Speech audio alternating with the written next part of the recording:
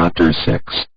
The other car was gone from the lot, and when they went into the room, there was a note on Charlie's pillow, written in Marla's big, loopy handwriting. "We're meeting for dinner at 6:30 p.m., and then going to you-know-where." She had written, "See you too soon. Don't forget about the rest of us, Zoxo Marla." She had drawn a smiley face and a heart below her name. Charlie smiled to herself, folding the note and slipping it into her pocket without showing it to John. "What does it say?" he asked. "We have to meet them at the diner in..." She checked her watch. "An hour." John nodded. He was still standing in the door, waiting for something. "What?" Charlie said. "I need to go change," he said, gesturing at the rumpled clothing he was wearing. "Can I take your car?" He held out the keys and jangled them. "Oh, yeah, of course. Just come back for me," Charlie said with a grin. He smiled. "Of course," he added with a wink. When the door closed behind him, Charlie let out a sigh. Alone at last. She was unaccustomed to so much company. She and Aunt Jen moved in their own orbits, meeting gladly from time to time throughout the day, but with the assumption that Charlie could take care of her own needs, or would speak up if she could not. Charlie never spoke up. She could feed herself, get to school and back, and maintain her high grades and casual friendships. What could Aunt Jen do about nightmares, about questions she did not really want the answers to? What could Aunt Jen tell her that was not even more horrific than what she already knew? And so, she was not used to the sustained presence of other people, and it was a little tiring.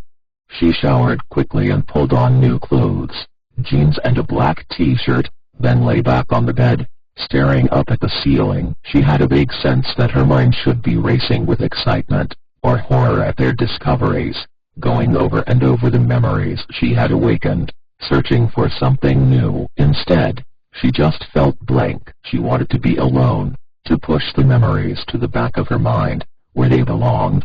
After what seemed like only a few short minutes, there was a knock on the door, and Charlie sat up, checking her watch. More time had passed than she realized. It was time to leave. She let John in. "I have to put on my shoes," she said. She looked up at him as she knotted the laces. He had changed, this time into jeans and a t-shirt, a contrast with the formal clothes she had gotten used to. His hair was still wet, and there was something fresh and bright about him. She smiled a little. "What?" he said when he noticed. "Nothing," she said. "You still look dirty," she joked as she pushed past him. They got in the car. This time she drove, and when they reached the diner, Charlie turned off the engine and hesitated, not moving to leave the car. "John," she said, "I don't want to tell anyone about Fredbear's." "But," he stopped himself. "Yeah," he said, "I think we forget this is your life, and not just some adventure." "It's fine. I can't keep a secret. It's all our lives," she said. "We were all there. We can tell them later. I just want to sort some of it out for myself right now." "You got it," he said, and he looked a little pleased. Charlie knew why. It was a secret between them, something she entrusted only to him.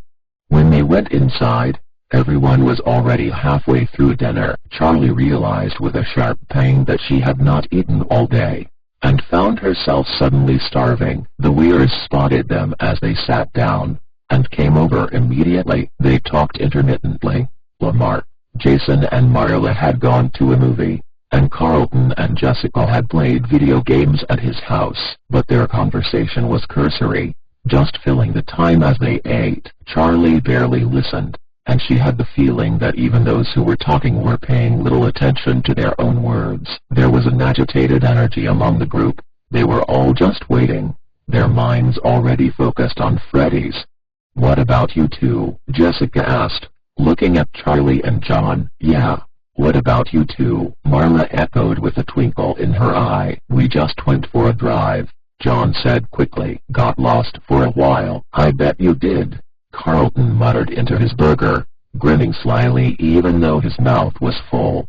After dinner, the group hurried through the mall and toward the restaurant, hushed and cautious. As they passed through the atrium, their shoes made only soft sounds on the tiled floor, and no one spoke. Charlie had left the big flashlight in the car. They knew their way well enough by now, and the guard had almost seen them the night before. There was no reason to risk drawing extra attention. They came to the end of the hall, and Lamar, at the front of the group, stopped short. Charlie bumped into Marla before she realized what was happening, and she murmured an apology, then froze. The night guard was blocking the alley behind Freddy's, his arms folded across his chest. He had no flashlight, and so he had been invisible, hidden in the darkness until they were almost upon him. "I had a feeling you wouldn't leave it alone," he said with an odd, uneven smile. Marla whispered something unpleasant under her breath. "I could have you arrested for trespassing," he said. "Saw you here last night, but I couldn't see where you got to. I guess now I know," he added with a smirk. There was something almost immediately off-putting about the man. He was tall and slightly too thin for his uniform, which bagged at the shoulders and waist, as if he had once been a more robust man, but lost his form somehow to illness or tragedy. His name tag, reading Dave, hung askew on his chest. His skin was sallow and his eyes undercut by heavy lines, adding to the impression of long-standing ill health. "What were you all doing back here, anyway?" he demanded. "You kids partying, drugs? I could have you arrested right now, you know." Charlie and John glanced at each other. "We're sorry," Lamar said quickly. "We'll go." "We don't have any drugs." "Says who?" "Says you." The guard wore an odd expression and his were harsh and fast. He seemed not to be responding to what they were saying. He looked angry, but his mouth kept quirking up at the corners, like he was trying not to smile. "What do we do?" Jessica whispered. "Probably the most action he's ever had out here," Carlton said with a hint of disdain, and Charlie remembered suddenly that Carlton's father was a cop. She remembered him in his uniform, tilting down his dark sunglasses at them with a mock glare, then smiling, revealing the joke. The guard, however, looked like he meant it. "We'll go," Lamar said again. "Sorry." Charlie looked at the man, considering him, the ill-fitting uniform, his peaky, almost exhausted-looking features. He really could kick them off the property or even have them arrested for trespassing, but still, she could not really fear him. His inadequacy shone through him like a kind of negative charisma. He would always be shoved to the back of the crowd, always shouted down in an argument, always picked last, forgotten, ignored in favor of those who were simply more vital, more vigorously attached to life. Charlie frowned at herself. It was an unusual train of thought for her. She did not usually assume she could read the lives of strangers through the lines on their faces, but it gave her an idea. "Why don't you come with us?" she said. "We just want to explore a little bit more, then we'll leave. You know your way around better than any of us," she added, hoping that some of the flattery would stick. "And then we'll never come back again," Carlton said. The guard did not immediately dismiss the idea, and the others quickly chimed in with their own assurances. The guard peered at them one by one, fixing his gaze on each in turn. When he looked at Charlie, she looked away, not wanting to meet his eyes, as if she would be giving something away if she let him look too deeply. Once he had inspected them to his satisfaction, he nodded. "Sure," he said, "only because I've always wanted to take a walk in there myself." He jerked a thumb behind him, and, catching the surprise that must have shown on their faces, added, "I'm not an idiot. I've been working here for years, walked this building inside and out every night. You think I don't know what's back there?" Charlie felt herself flush. She had somehow assumed their discovery was unique. The guard looked down at his name tag suddenly, then pointed to it. "Name's Dave," he said. "I'm Jason," Jason said, and, a little warily, the others recited their own names in turn. They stood there, looking at one another awkwardly for a moment, no one wanting to be the first to move. Then Jessica shrugged. "Come on," she said. She walked quickly to the scaffolding that hid the alley to Freddy's and pulled back the plastic, revealing the break in the wall, and they all filed through, squeezing past the piled boxes. Dave hung back politely, letting them all go first. He motioned to Charlie to go ahead. "I don't want you behind me," Charlie thought. She looked at Jessica, who wasn't moving either. "Please, go ahead," Charlie said with an edge in her voice, and Dave ducked his head shyly and went. Charlie followed him and Jessica tucked the plastic carefully back where it was, concealing their passing even though there was no one left to catch them. As they made their way down the dank alley, Charlie touched her fingers to the brick wall, dragging her hand along it as if to guide her. The flashlights seemed a little dimmer now, though she knew it could only be her imagination. They led the guard to the heavy, wooden shelf that hid the entrance, and Lamar, John and Jessica dragged it out of the way, revealing the door. Charlie expected their new companion to be impressed, but he just nodded, as if he had suspected this all along. One by one, they entered the hall to the restaurant, and again Charlie lagged back from the group. She caught Carlton by the arm as he passed her. "Carlton," she whispered, "have you ever seen this guy?" Carlton shook his head. "It's not that small a town. I don't know everybody." Charlie nodded absently, her eyes still on the newcomer as they made their way down the long hallway into Freddie's main dining room. She had invited the guard because it seemed like the only way to get back in, but now she was beginning to regret it. Letting a stranger into Freddie's was like letting him into her home, like giving something up. "What happened to the restaurant?" Lamar said, his tone carefully even, forcing a friendliness he could not have felt. "Why is it boarded up, and why is the mall abandoned? Anyway," his voice sounded thin in the narrow hallway, a little muted. "You don't know," Dave said. "This town needs money, jobs, revenue, things like that. And one thing we've got a lot of is space, so they decided to build a big mall, try and attract businesses, maybe even tourists. They built up around where Freddie Fazbear's was, but when it came to it, no one would lease the restaurant, you know, because of what happened. So someone had the bright idea of sealing the whole place up, intact. Someone who had a sentimental attachment to it, perhaps. I don't think they even tried to clear it out. But it wasn't enough. Something about that place spilled over into the rest of the building, maybe right down into the soil. No one wanted to bring their business here. Sometimes business owners, franchisers from outside the town would come and look at the place, but they never signed the papers, said it just didn't feel right. I think it's got an aura, a mystical energy maybe, if you believe in that sort of thing. Dave wiggled his fingers in the air as though casting a spell. "I don't believe in that sort of thing," Lamar said shortly, but the guard did not seem to notice his tone. "To each his own," he said. "All I know is, no one ever wanted their stores here, and they abandoned the construction before the building was even finished. Now nobody comes up here except kids wanting to screw around, and me," he added with what sounded like pride. He must have felt possessive, Charlie thought, the only one who ever came here, for years and years. It must have felt like it belonged to him, this strange, half-finished building. To him, they must be the invaders.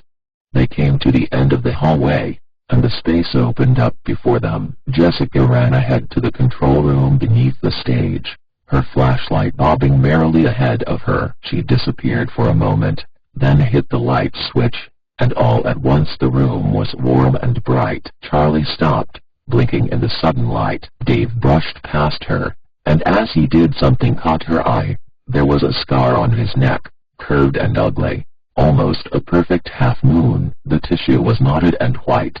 The cut that made it must have been a deep one. Only a few feet away, Dave turned in a circle, taking in the restaurant. Odd. And as he did, Charlie saw that the scar had a twin, the same half-moon, in the same place on the other side of his neck. She shivered a little. The marks were too clean, too perfectly placed. They almost looked deliberate. The group fanned out. Carlton, for some reason, headed toward the kitchen, and Jason wandered away toward the arcade again.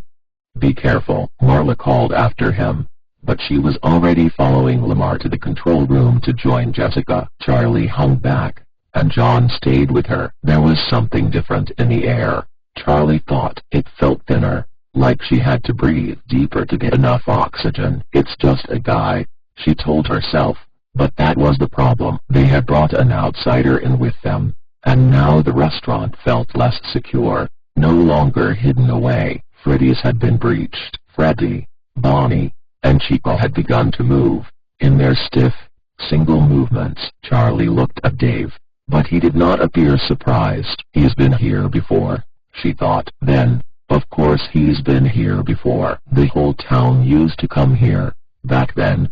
John motioned her on, and reluctantly she went with him to the control room, Dave tagging along behind them like a stray. In the booth, Jessica was hunched over, pressing buttons, and Lamar was studying the control board, trying to make sense of it. Dave peered intently over their shoulders, watching. He was nodding slightly to himself, wrapped up in some private calculation, and when Jessica stepped back and stretched, he cleared his throat.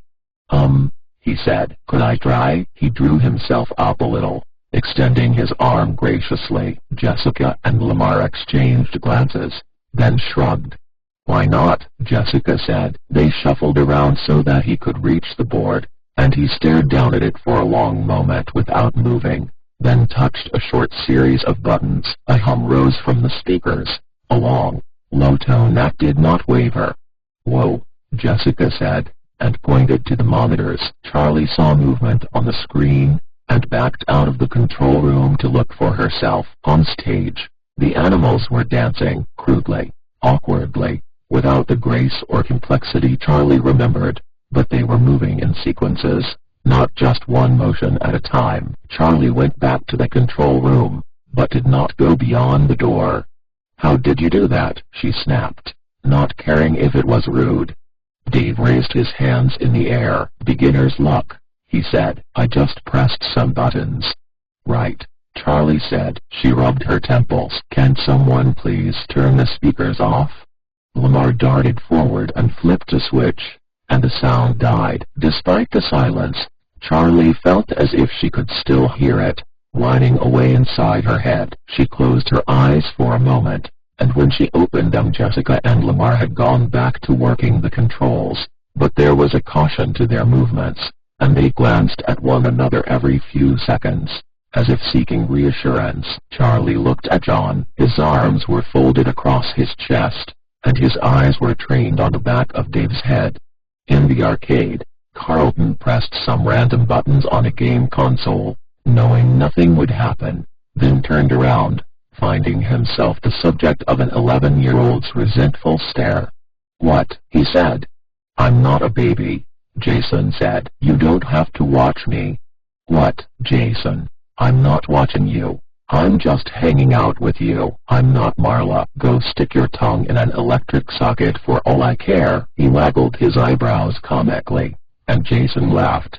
"Okay, then. Maybe I will," he said. He scanned the baseboards for a socket, briefly considering calling Carlton's bluff, but when he glanced back, Carlton had already wandered off. Jason bit his lip and rocked on his heels, feeling foolish. After a moment, he went back to the drawings on the wall. There were too many drawings to peruse each one in turn, but Jason suspected he would not need to, as they had the night before. The drawings would come to him. They wanted to be found. All Jason had to do was look. The drawings in the arcade gave up nothing. They were just children's grubby art, faded with age, and so he went back out into the dining room, still hugging the walls and scanning them, hunting for something that was more than crayon. "What are you up to, Jason?" Lamar was suddenly behind him. Jason turned around and studied him for a moment, considering. He liked Lamar, even if his friendliness could be traced easily to his interest in Marla. Lamar had bent down so his head was almost level with Jason's, and Jason leaned toward him and whispered, "The drawings are moving." Lamar drew back, and for a moment a look of real alarm crossed his face, but it was fleeting. Jason bit his lip, waiting, and Lamar grinned at him, then reached out to pat him on the head. "Okay, Jason, we'll get you the help you need," he said heartily, and Jason laughed and slapped Lamar's hand away. "Shut up, seriously," Jason said with a hint of sheepishness, and Lamar patted his head again and headed off. As soon as Lamar was a few feet away, Jason rolled his eyes. "What do you think I am? Your pet?" He gave his hair a violent tussle as if he could shake loose whatever Lamar had done to him, then went back to the wall, concentrating.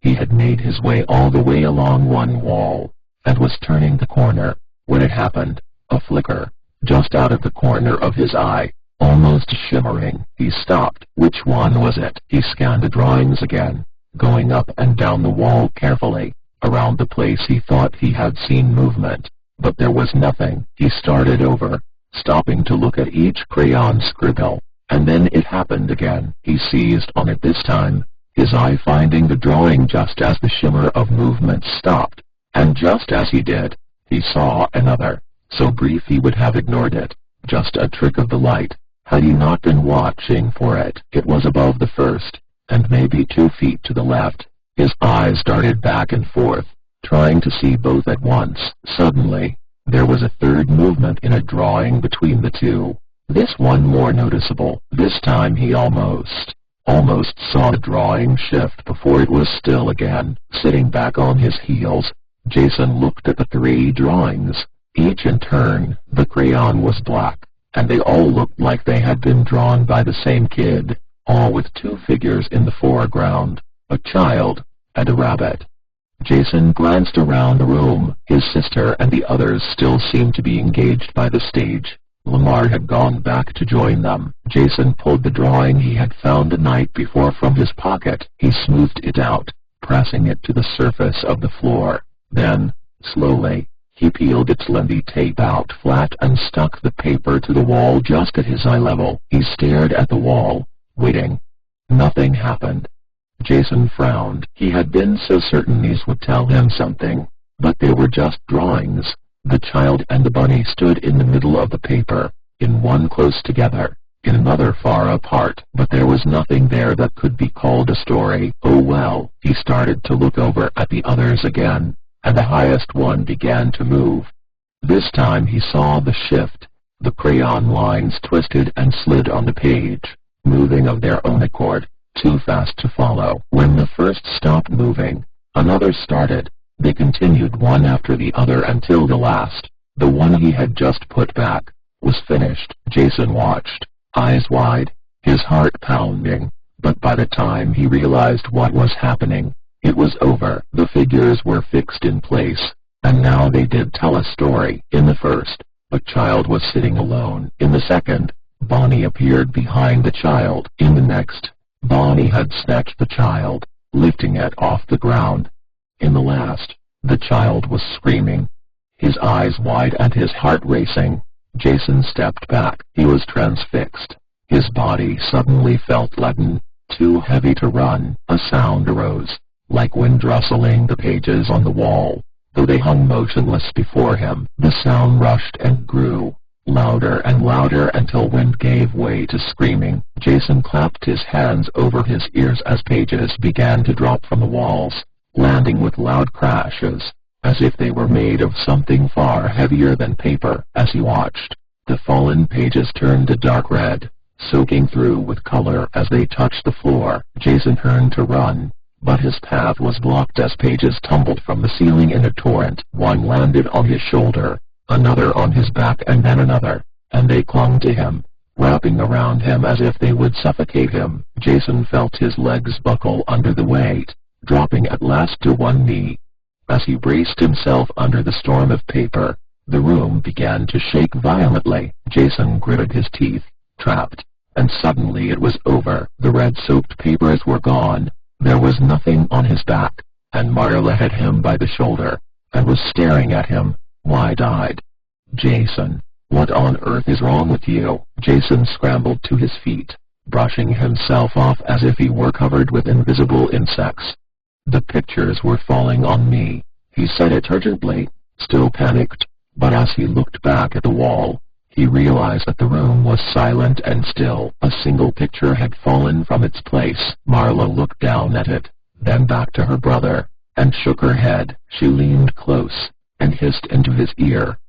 "You embarrass me." She let loose her grip after a moment, her face almost blank, and walked away. Jason stumbled as he got to his feet, but followed as quickly as he could, keeping his eyes trained on the walls as they went. In the control room, Dave had his hands on the buttons, his fingers wandering lightly over them without pressing anything. The movement looked careless, instinctual, like a habit. Charlie leaned close to John, whispering. "He's been here before," she said. "Look at the way he touches the controls." "Maybe he's just good with computers," John offered, not sounding convinced. "Can you make them dance again?" Jessica asked. Dave barely seemed to acknowledge the question. His mouth hung slightly open, and he seemed to be staring at something none of them could see. In the bright lights, they could all see that his uniform was grubby and torn in places, his face poorly shaven and his eyes a little unfocused. He looked less like a guard than a vagrant, and he looked at them all as if he had wandered in ages ago, and they were the newcomers. It took him a moment to register the question. "Sure, let's see what we can do," he said. He smiled at her, his mouth askew. His eyes were a little too intent on her face, holding her gaze just a little too long. Jessica swallowed, seized with an instinctive revulsion, but she smiled back politely. "All right," Dave said. "I've been here a few times before. I think I can work some magic." Charlie and John exchanged glances. "You've been here before?" John said in a careful, even tone, but Dave ignored him, or did not hear. There was a keypad to the far left of the control board that no one had touched yet, as it did not appear to be connected to anything. Now Dave reached for it and began to press the buttons quickly, as if he had done it 100 times before. He gave Jessica a conspiratorial glance. "For special occasions, you can request a dance." He smiled at her again with that crooked intensity. "Great," Jessica said, breathing a sigh of relief. Anything to get out of such forced proximity to this man. She looked at Lamar. "I'm going to go look. Will you take over?" "Yeah, sure," he said, scooting forward to fill the vacancy as Jessica and Dave made their way out to the show area. On stage, the lights were flashing in patterns, accompanying music that no longer played, and Bonnie's mouth was moving as though in song. His eyelids closed for long blinks, then opened again with loud clicks, his glass eyes moving from side to side. One large blue hand rose and fell, strumming exaggeratedly on the red guitar, whose strings had long since gone missing. "Lamar, how much of this are you doing?" Carlton said, suitably impressed. "Not much," Lamar called back. "Most of it seems pre-programmed." Bonnie turned to them and Jessica startled as he seemed to look right at her. But he turned away just as quickly to face the rows of empty seats, lifting his head to sing. He took a step back to get a better view. Bonnie's foot tapped along in rhythm, and his mouth opened and closed with song. There was no voice, there was no music, there was only a strange humming coming from the speakers, and an orchestra of mechanical snaps and squeaks. Bonnie sped up, strumming and tapping faster. His eyes suddenly seemed out of sync, looking left while the head went right, then rolling back into his head. Dave approached the stage with deliberate steps. "Nervous little fella, aren't you?" He smiled, seemingly unbothered as the rabbit moved faster and faster. "Hey Lamar, can you take it down a notch?" Jessica called. Bonnie's arms began convulsing violently, his mouth open but stuttering. His eyes were throwing their gaze in seemingly random directions. "Lamar, something's wrong," Jessica cried. Bonnie's foot jerked upward with a sound like a gunshot, yanking free the bolt that anchored him to the stage. "Lamar!" Carlton climbed onto the stage and hurried to Bonnie, trying to search the rabbit for an off button as he ducked its erratic swings. "Carlton, get down, you idiot!" Jessica ran to the stage. Bonnie was moving too fast, out of control, as if his program had hit a glitch. He was no longer following the dance sequence they all remembered so well. He began to convulse and thrash. Carlton scrambled back, trying to get away, but Bonnie's arm broke away from the guitar, swinging out and hitting Carlton across the chest, knocking him off the stage. He landed on his back and stayed down, gasping for breath. "Lamar!" Jessica shouted. "Lamar, turn it off." "I don't know how," he yelled back. Jessica knelt down beside Carlton, Looking helplessly at him, she tapped his shoulder insistently. "Carlton, are you okay? Carlton, look at me." Carlton gave a small laugh that sounded more like a cough, then grabbed her hand and pulled himself up to sit. "It's okay," he said. "Just got the wind knocked out of me." Jessica still looked worried. "I just need a minute," he assured her, the words still coming in little wheezes.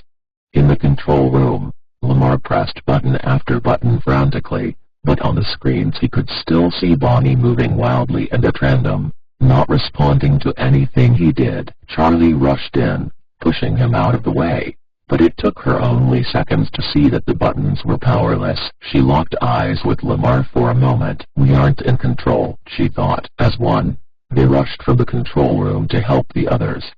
Jessica screamed, a short high-pitched sound, and Marla and John ran to her, Charlie and Lamar arriving seconds later. All the animals were moving now, in that same, fitful way, cycling through their programmed movements at random, but with a desperate, panicked air. The lights began to pulse, flickering rapidly on and off. The stage lights did the same, the colors appearing and disappearing so that the whole space was washed first in bright gold, then a sickly green, then a bruised and vicious purple. They blinked like strobes, and the effect was nauseating. The speakers blared brief bursts of static, cutting in and out like the lights, and beneath the static was the same sound as they had heard the night before, the growling of a voice too low to be human, too indistinct to be speaking words. The group came together cautiously, not quite trusting their own senses. The lights throbbed savagely, and as Charlie walked toward her friends, she could not be sure how far away they were, or what was right in front of her. They huddled in the middle of the floor, staring at the animals as they rattled and rocked as if with their own agenda. Carlton got to his feet, and Jessica watched him with concern, but he waved her off. "I told you, I'm fine," he said, shouting to be heard over the intermittent noise. Charlie stood fixed in place, unable to take her eyes off the animals. "They're trying to get away," she thought. It was a child's thought, and she tried to dismiss it, but it clung as she watched them, scarcely noticing the fitful flickering of the lights and sound. The animatronic creatures didn't look like they were glitching. Their movement seemed not mechanical but hysterical, like there was something they needed desperately to do, but, horribly, could not. "Where's Dave?" John said suddenly. Charlie met his eyes with a rising dread. "Oh, no." They all looked around, but the guard was nowhere in sight. "We have to find him," Charlie said. "He probably left already.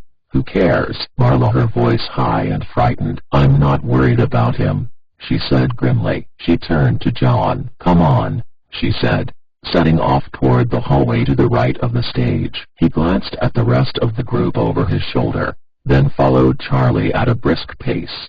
"We should find the other control room and see if we can stop all this from there," Jessica said crisply, taking charge. "You and Jason go look for Dave," she told Marla. "I'll go with them," Lamar said quickly. "Control room?" Carlton said, looking at Jessica.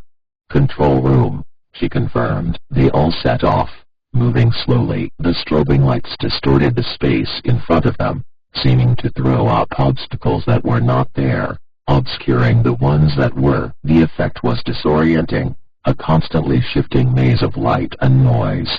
"Ow!" Marla shouted, and everyone stopped short. "Are you okay?" Carlton yelled. "Yeah, I just bumped into this stupid merry-go-round," she called back. The speakers were momentarily noiseless, but they shouted across the small distance as if there were a canyon between them. In another hallway, Dave was moving toward a goal. Without the others there to watch, he moved fast, scuttling almost sideways and darting his eyes back over his hunched shoulders from time to time to see he was not followed. There was a large keyring at the belt of his uniform, but only a few keys hung from it. He selected one, opened a door, and let himself into the restaurant's office. He closed the door quickly behind him, cushioning it against noise, even though the group would never hear it this far away, or note it between their own shouts and the blaring of the speakers. He turned on the overhead light, and it was steady, illuminating the room without a flicker. On the far wall there was a tall closet flat against the wall, and he used another key on his ring to open it. Dave stood in the open door, still for a long moment, breathing deeply. As he did, his back straightened and his hollow chest seemed to expand, as if what he saw lent him an uncharacteristic confidence. An odd, thin smile on his lips, Dave reached out with his fingertips, savoring the moment, and brushed yellow fur. Jessica and Carlton hurried away down the hall toward the second control room, but Marla and the two boys moved more slowly, sticking their heads into the party rooms. Then the arcade. The rooms appeared empty, but in a constantly changing light. Jason thought, as they moved on, it would be easy to miss just about anything. Having checked the area, Marla and Lamar headed back into the main room.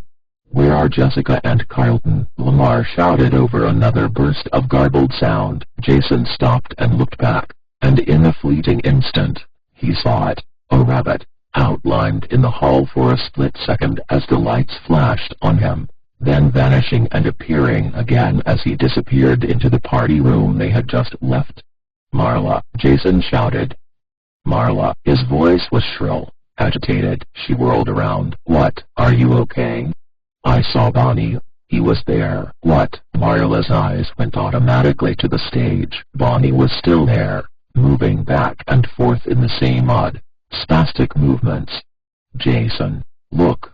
He's there. He can't move off the stage." Jason looked. Bonnie was there. "I saw him," he thought, looking back down the hallway, but it was empty.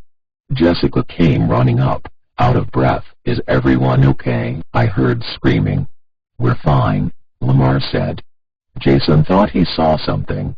"Where's Carlton?" Marla said. She rubbed her temples. "Ugh, this light is giving me such a headache." "He's still fighting with the controls," Jessica said. "We should find Charlie and John. I think we need to get out of here." "I think they went that way," Lamar said, pointing to the hall at the far end of the room, just past the stage. "Come on," Jessica said. Jason followed as the group crossed the main dining room again, maneuvering cautiously around tables and chairs. He looked back as they reached the hall. Suddenly, Bonnie appeared again, darting out from the arcade and ducking into the hall that led to Pirates Cove. Jason watched his sister and the others file through the doorway, then slipped away before they could see him go. He ran across the room, intent on following the rabbit, then slowed his pace when he reached the dark hallway. The lights in the little hall were completely out, and though he could see nothing, it was a minor relief from the pulsing strobes. Jason hugged the wall as he moved, trying to scan ahead of him for signs of movement, but it was too dark. His eyes had not adjusted after what seemed like ages. He came out of the hall, and into Pirates Cove. From a distance, he could hear his sister's voice, calling his name. "Guess they noticed I'm gone," he thought wryly. He ignored it. He crossed the room and peered down the other hallway, the one that led to more party rooms. But it too was dark, and he could scarcely see more than a few feet ahead. Turning back, he approached the little stage, the out-of-order sign still strung across it, as if anything in this place is in order. Suddenly, the curtain moved, and Jason froze. The curtain began pulling back. Jason couldn't bring himself to run. All went dark. Then the lights came on suddenly to reveal Carlton standing in front of him, having emerged from behind the curtain. "What are you doing back here by yourself? Come on, let's go." Carlton greeted him with a warm smile. Awash with relief, Jason took a step forward, opening his mouth to speak, and stiffened, struck still with fear. Bonnie suddenly broke through the darkness, appearing beneath the stage lights before them. But it was not Bonnie. This rabbit's yellow fur was almost blinding in the light. He rushed at them, and before Jason could cry out, the giant rabbit had hold of Carlton from behind, smothering his face with a giant, matted paw and wrapping its other great arm around his chest, gripping tightly. Carlton struggled silently, hitting and kicking, but the creature barely seemed to notice. He screamed into the rabbit's paw, but the sound was swallowed whole. As he fought, The rabbit slunk back the way he came, dragging Carlton with him like a prize from the hunt. Jason watched them go, agape. His heart was racing, and his breath was shallow. He was light-headed, the air around him stifling. A noise came from behind him, the grinding screech of rusted metal beginning to move, and he leapt forward and turned, moving just in time to avoid a hook as it plunged swiftly downward. Foxy's eyes flashed in synchrony with the lights above, and for a dizzy moment it seemed to Jason as if those eyes were the controlling force behind it all, that if Foxy closed his eyes, every light might go out. The animal did not move like the others. It slowly, purposefully, rose between the gap in the curtains, its gleaming eyes reaching a staggering height. Jason! It was Charlie's voice, he knew, but he kept staring back and forth, first at Foxy, then at the place where Carlton had been stolen away. Jason! She called again, and then she and John were beside him, touching him, shaking him out of his ghastly reverie. John grabbed his hand and pulled him into a run. In the main room the others were already halfway down the hallway to the outside door, all but Marla, who was waiting anxiously at the entrance, her face flooding with relief when she saw Jason's face. "Marla, Bonnie!" He took Carlton, Jason yelled, but she just put a hand on his back and pushed him through the door and into the hall. "Go, Jason!" "But I saw Bonnie take Carlton," he cried, but he ran, afraid to stop.